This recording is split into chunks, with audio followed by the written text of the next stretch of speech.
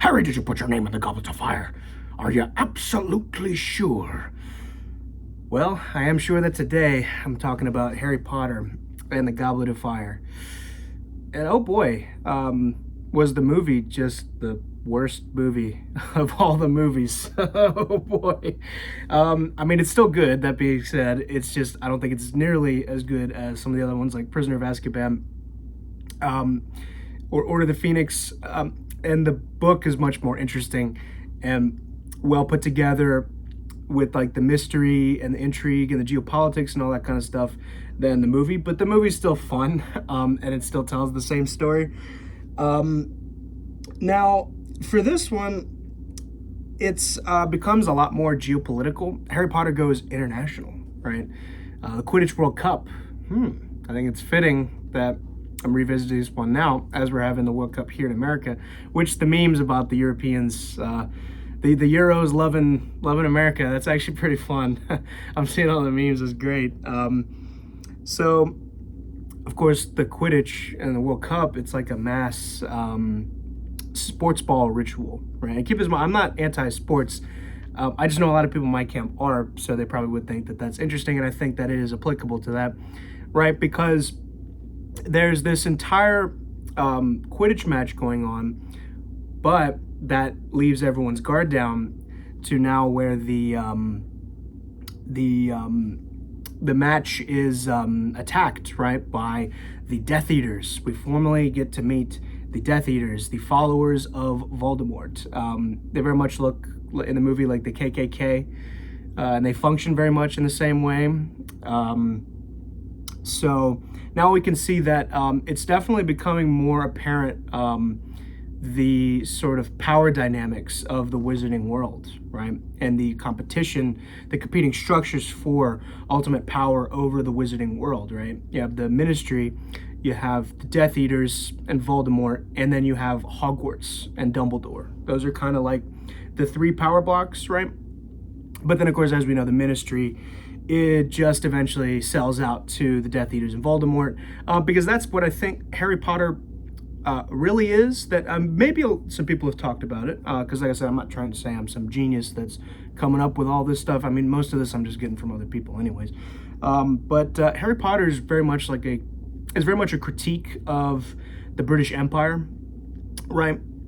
I think it's pretty demonstrable in several ways, this, but I think it's applicable here because here you could start to see, and especially in the next one, but I already talked about that, you could see how the Ministry and the sort of government of the wizarding world, and the minister himself, just basically takes orders from the oligarchs, right? Which is very much kind of what happened in the British Empire, right? Because obviously the King of England or the Queen of England, depending on what time you were, the reigning monarch was, because the British Empire lasted for a long time, like they weren't really ruling, right? It's not the kings telling the merchants and the traders what to do. It's the merchants and the traders telling the king what to do. And it's just the ceding of power, the conceding of power over time. And you can see the same thing in Harry Potter, right? To where the Minister of Magic, he's literally just consulting all of the Death Eater dudes, right? Like it's the deep state. It's real. This is how the world really works, dude. The opening too, it is very apparent that this ain't your mom's Harry Potter anymore. This ain't your dad's Harry Potter anymore. Maybe it's your grandpa's Harry Potter. I don't know. Well, regardless, it starts out very dark. I mean, I remember my brother told me when he first read the Goblet of Fire book with the first chapter and what it's about Voldemort literally tells how he murdered his entire family, and he framed it on, I think, like his uncle or something like that. And he's talk about the bodies being paralyzed and whatnot. My brother told me that when he read that for the first time, he thought he was reading the wrong book. He had to flip the cover and make sure that he was reading a Harry Potter, right? So this one's just it's a lot darker. It's kind of more like dark fantasy and whatnot. The other Harry Potter entries incorporate that, but here it's very much more, it's dark fantasy. It's also very ritualistic, right? The Goblet of Fire, right? Cups, of course, is a they're very sacred thing in Christianity, right? The Holy Grail, like drinking the from the cup of Christ and whatnot. Fire, that means like the passions. It's igniting, right? I mean, because this is when the story really just pivots into, like, it's the transitionary story, right? So you get away from, I mean, it's the perfect middle of the whole story, right? Because you have all the fun stuff from the first few, but it's gradually priming you for the dark stuff to come, right? I think that's actually very fascinating when you think about it, because of course Harry Potter, as he grows older in the story, we just get to grow up with him, right? And his experience is just so similar to a lot of the way that people my age have, the experiences we've been through, right? Because a lot of people just don't have, they're not raised by their real parents, so they're raised by one or not the other, and just vice versa. And then just a lot of people just feel like no one loves them, right? But of course, we need to remember that God loves us. He always loves us. He's always there for us, And me, right, I fortunately did not have to, like, I grew up in a stable family. We were always Christian, right? And we were always pretty well off. I mean, there was times and whatnot. I don't want to get too bogged down in my personal story, but regardless, I was loved as a child, and I'm trying to just spread that love to anyone who needs it, right? Because that's what life's all about, being a man for others. If you get that reference, you're one of the day ones.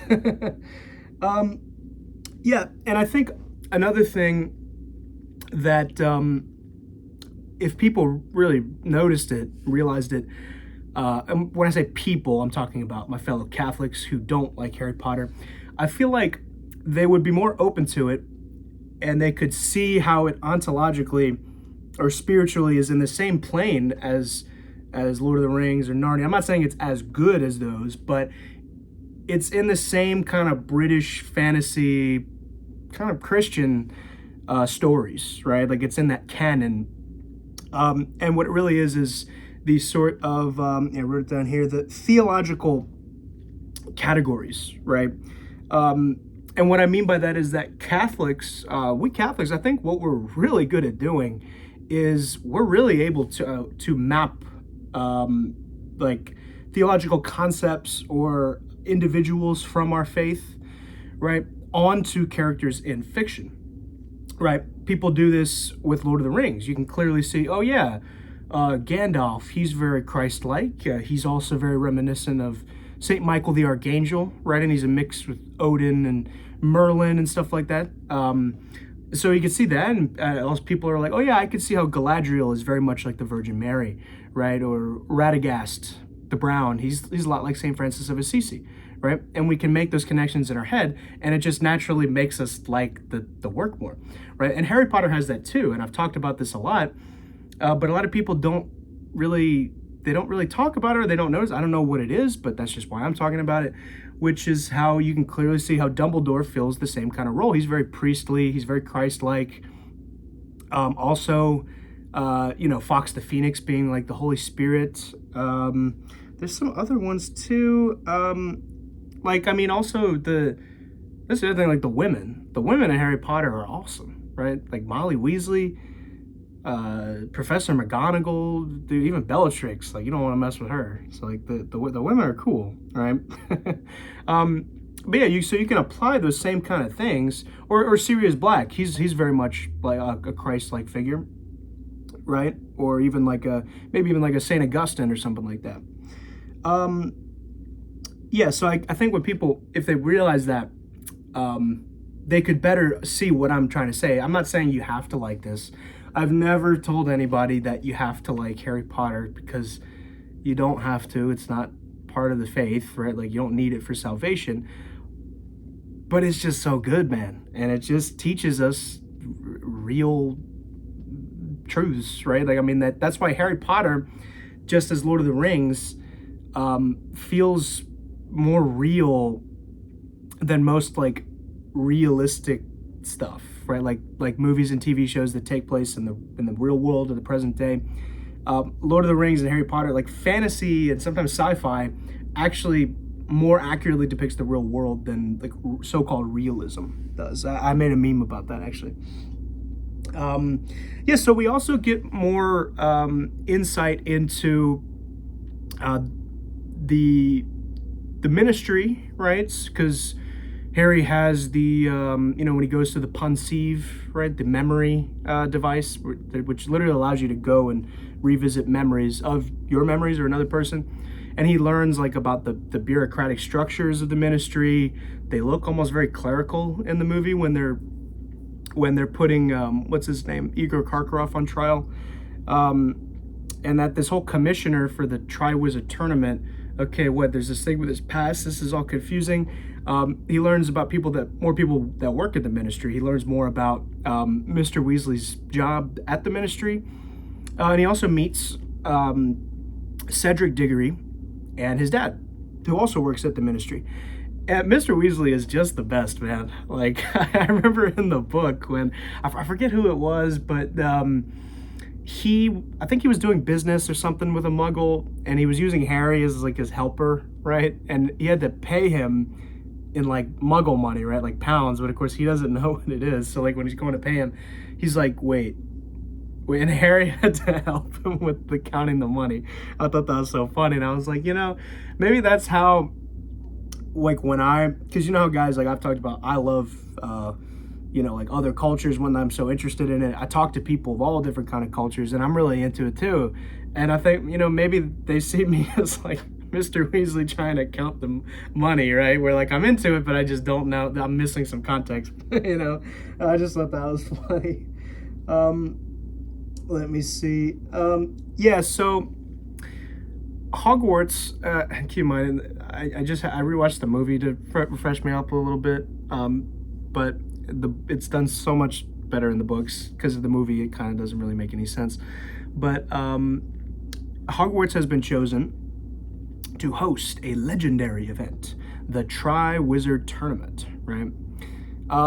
This is why this entry in the series is really unique, right? I mean, I know all the Harry Potters are unique in their own way and offer something particular to that story, but this one, I mean, you have a tournament that they used to do but was too dangerous. I think they stopped, and now they're bringing it back. It's like, okay, why are they doing this?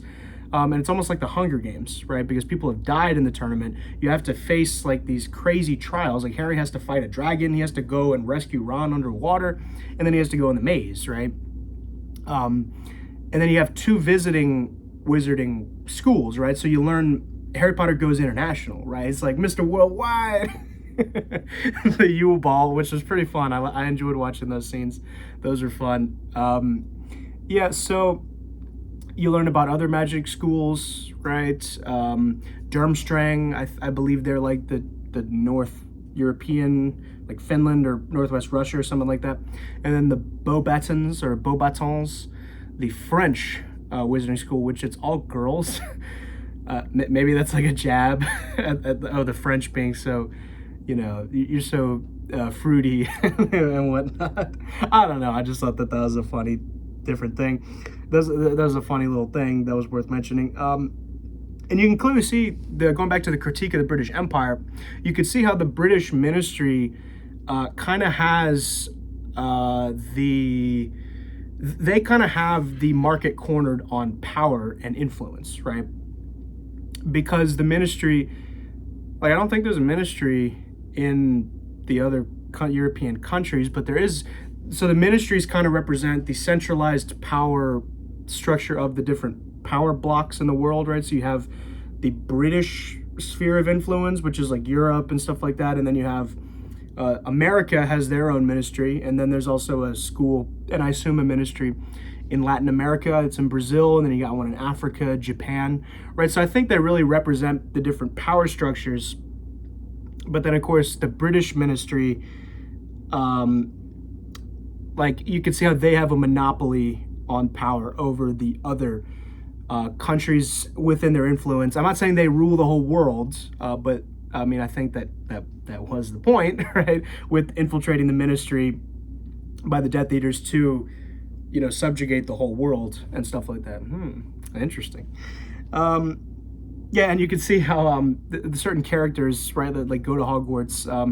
There's different representation from the people coming from the different colonies or former colonies of the British Empire, right? You have like the African characters, Kingsley Shacklebolt, he's pretty cool.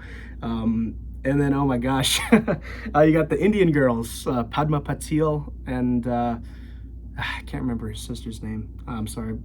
But yeah, that's the other thing. You got teen romance here. It's just teeming with teen romance, and is a little bit too goofy going back.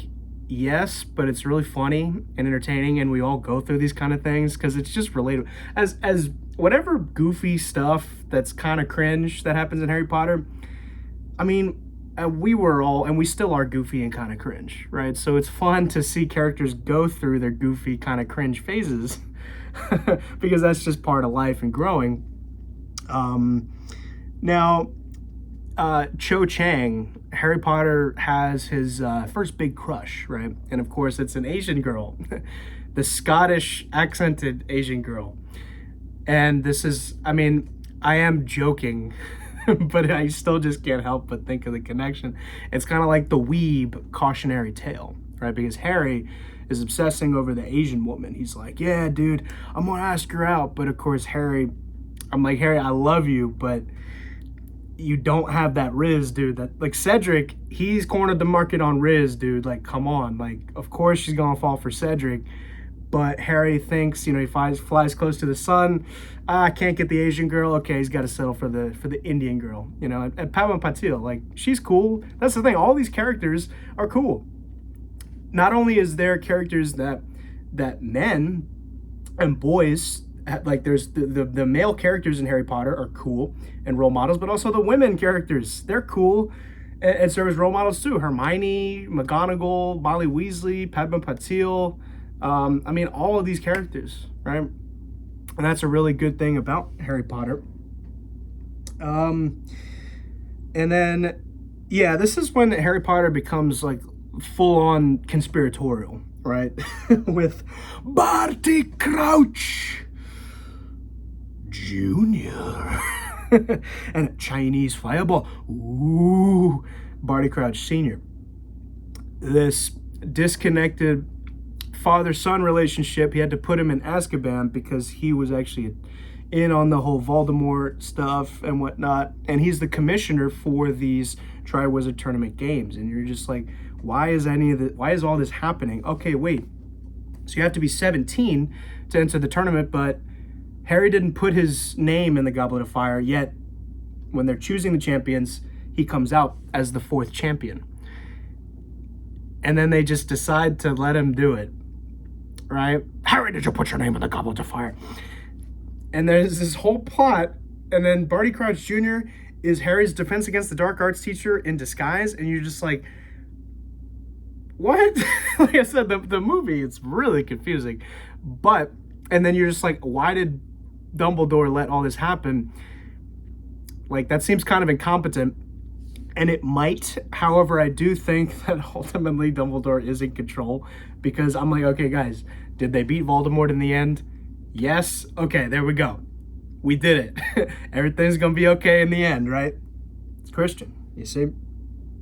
Yeah, I mean, there's like memories of the older generation, espionage, mysteries, investigation, confusion. You learn more about the different, like the house elves, right? You meet more house elves, right, at the World Cup. And then Hermione actually founds, like, I think it's the SPEU to like fight for the rights and whatnot of house elves. So like you can see how the characters are getting older, getting involved in different spheres of the wizarding world. And then the whole, you know, I mean, Voldemort comes back in this one in his dark, inverted incarnation of flesh, blood, and bone, right? Flesh that Wormtail literally just, he mutilates himself to give his hand to put in the cauldron. He gets Harry's blood and the bones from his father's grave, right? So it's just this disgusting cesspool of stuff that Voldemort uses to, rise again. And this very much feels like, the Brazilian files that just came out. And you know which files I'm talking about. And that's really what this movie feels like. It feels very much like, well, keep in mind, guys, like I always specify, I'm pulling from the movies and the books, so I guess I don't want to just always say movie, but Goblet of Fire really feels like the moment, like it really just feels like the moment that we all had, people my age, and of course people of other ages. It's not everything's just about me or people my generation, but I'm coming at this with that perspective. I mean, that's what, when the files dropped, it felt like, yeah, Voldemort's back, right? And he has Harry trapped, and he's like, I can touch him now. And then he just touches Harry's scar, and he's just, oh my gosh, it's like the worst thing Harry could possibly imagine. That's what it felt like when we learned about all this stuff. Am I wrong? Or am I right? I think I am right. And then you just feel the, oh man, it just touches your soul in like a, oh man. You know what I mean? And because, I mean, Harry Potter, whether it's intentional or not, it clearly is a warning of the evil that was to come and has come, because evil's back. Voldemort is back. We all know this. And I mean, hey, this series gives you it teaches you how to defeat Voldemort, right? Now, sorry, I've been all over the place. I just like to riff because, I mean, people have told me that I should make more edits and make it more formal. But I mean, I do want to do that, but I just feel like, I mean, in this day and age, we've seen so much AI, so much deep fakes, so much just slop. I just want to make a video where I'm talking to people, because I feel like that just, it just feels the most real, because that's the thing. Everything I'm saying, you guys, I'm not selling you on anything. I'm not trying to just gain followers. I'm not trying to make money. I mean, I know we all need money, but I'm just sharing what I genuinely believe, because I really just want to share my thoughts and experiences with people. And, I just want to bring people together, because that's what we need to do. We need to be united, right? I mean, think about like Gimli and Legolas in Lord of the Rings. Like, they're two racists that hate each other and have all of these histories of backstabbing and spite between the two peoples, yet they realize, all right, we got a common enemy. Come on, man, let's go, Yeah, and so, I mean, I took a lot of notes when rewatching this movie and skimming through the book a little bit. Oh my gosh, dude, Hagrid is like a simp in this one. It is so funny.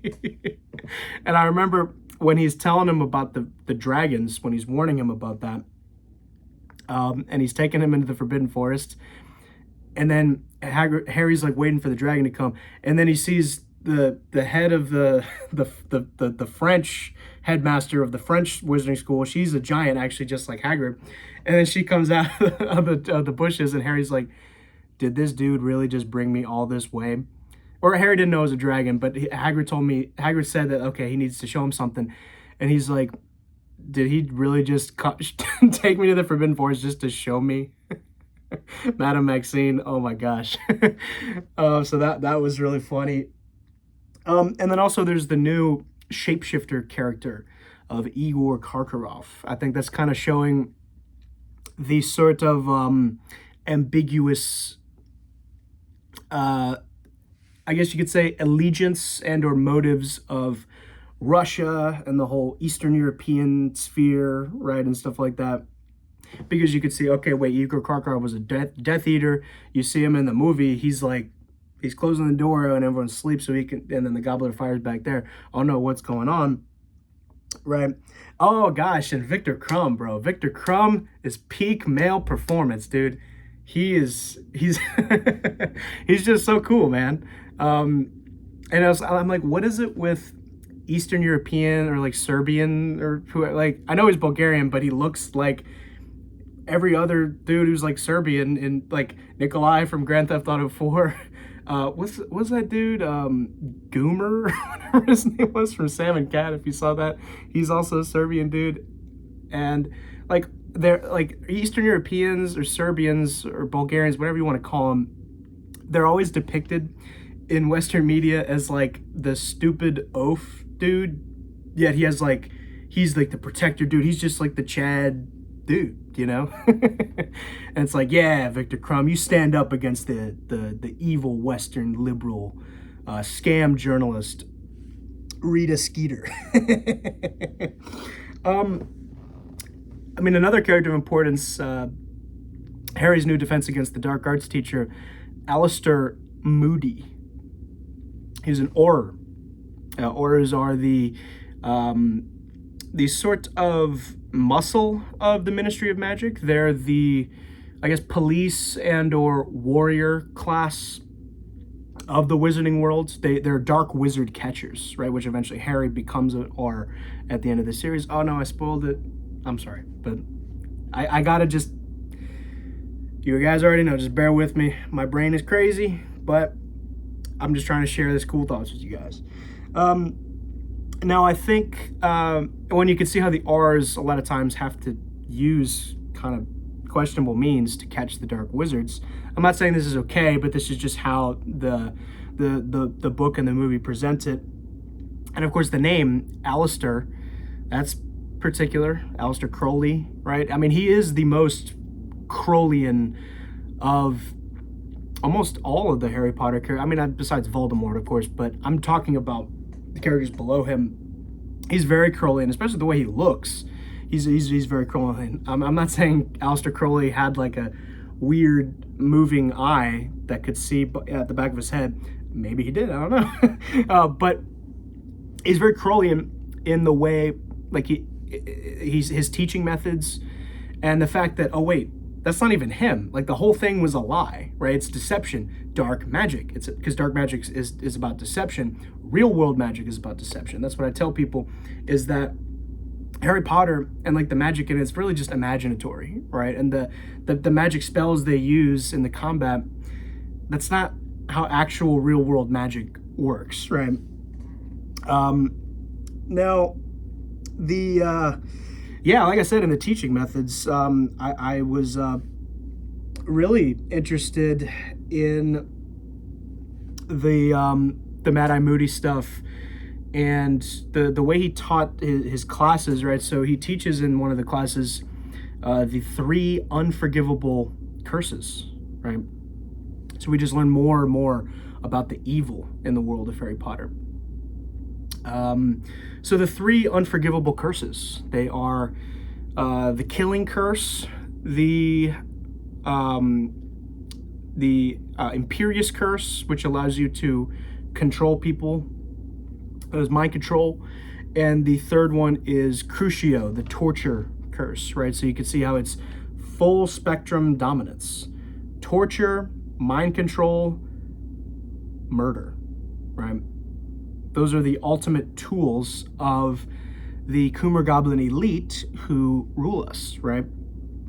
And in the story of Harry Potter, this is how Voldemort rules and wants to rule, right? By fully dominating another human being, their body, mind, and soul, right?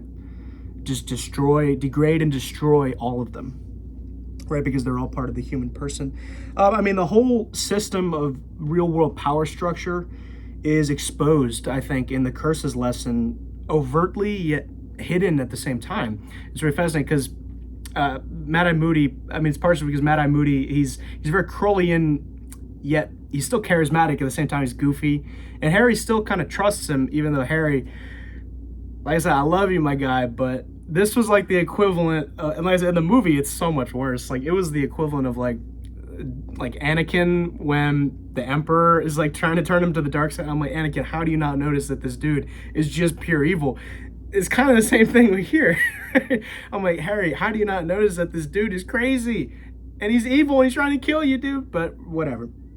So it's very occultic and very ritualistic it's like an initiation, this class of teaching the curses, right?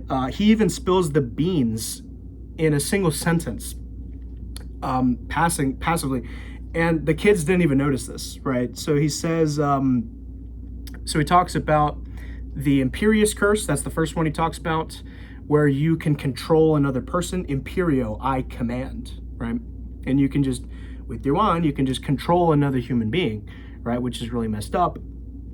And now he says, like I said, he just says this passing, and he literally just spills the beans on how the world works, yet people don't realize it. When he says that so many people claimed that were people that were on Voldemort's side and doing his work. Some of them said, "Oh no, we were only doing it under the Imperious curse." And he says, "How do we sort out the liars?"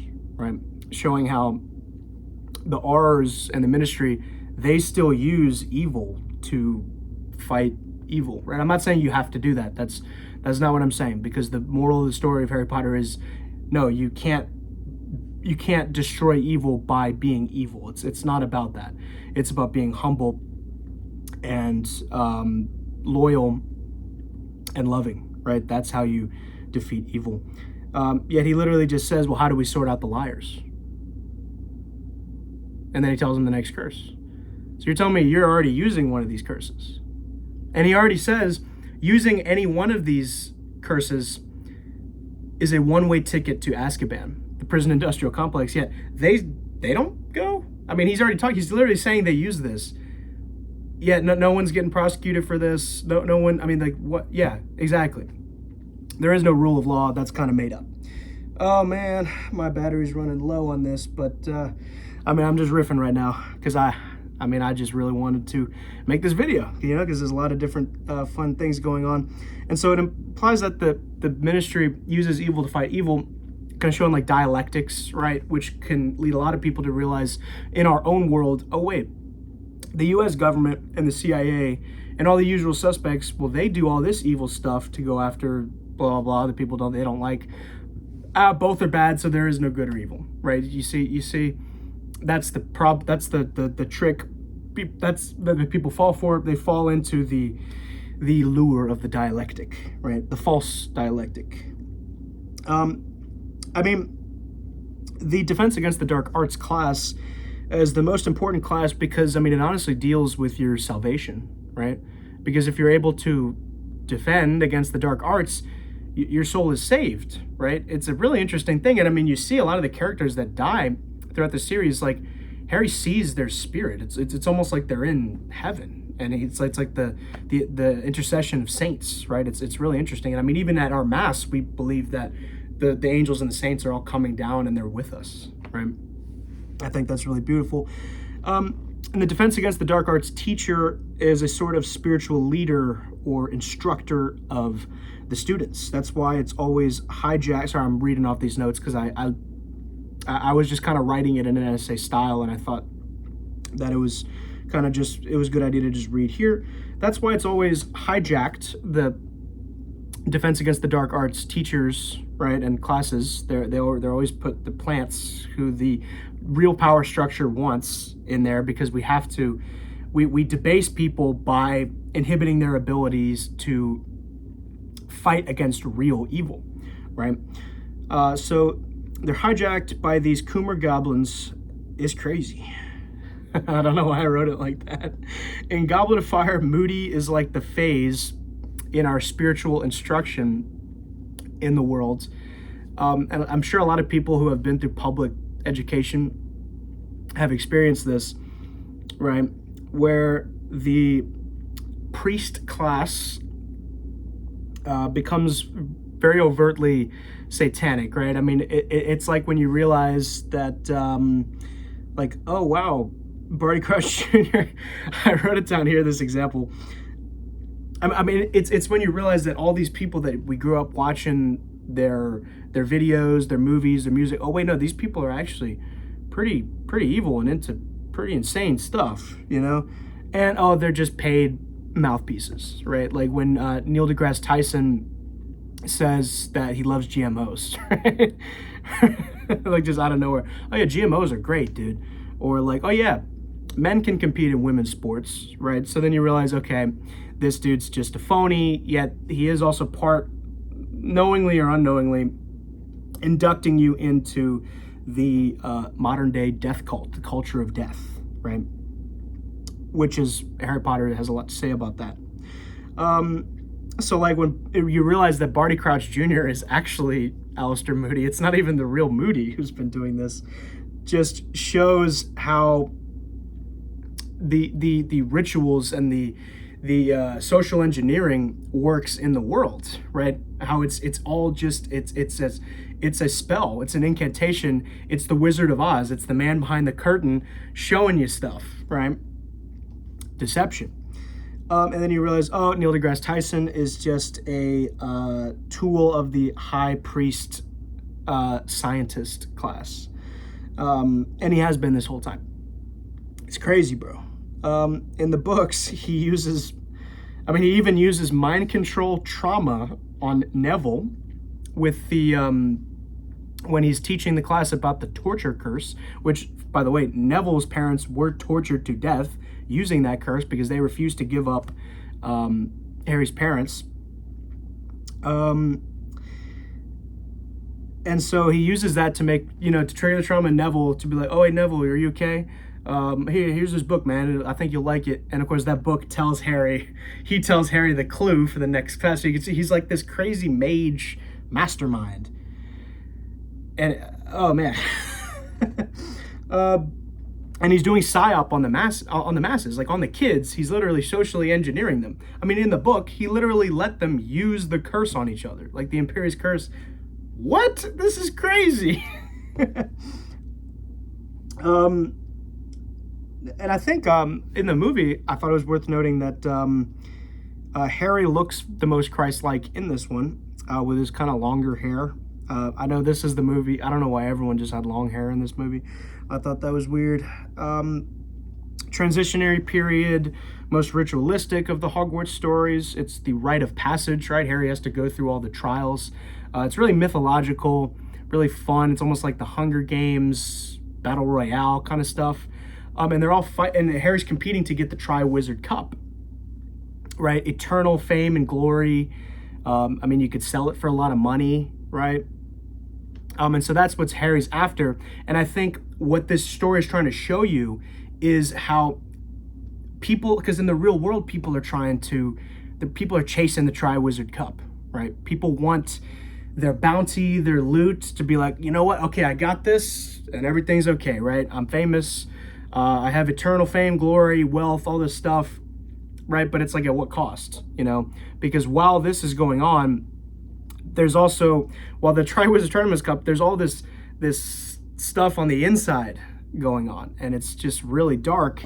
And of course, at the end, when it's just Cedric and Harry in the maze, and Cedric is getting swallowed up by like the enchanted plants or whatever, Harry has a clean-cut path to the Triwizard Cup. He sees it, but then he sees Cedric there, and he actually chooses Cedric over the Triwizard Cup. He values the life of his fellow human being, who's innocent also, by the way, just being devoured. He values that, saving another human being, over chasing fame and glory and wealth. I thought that was really, really good. Showed a lot of Harry's good character.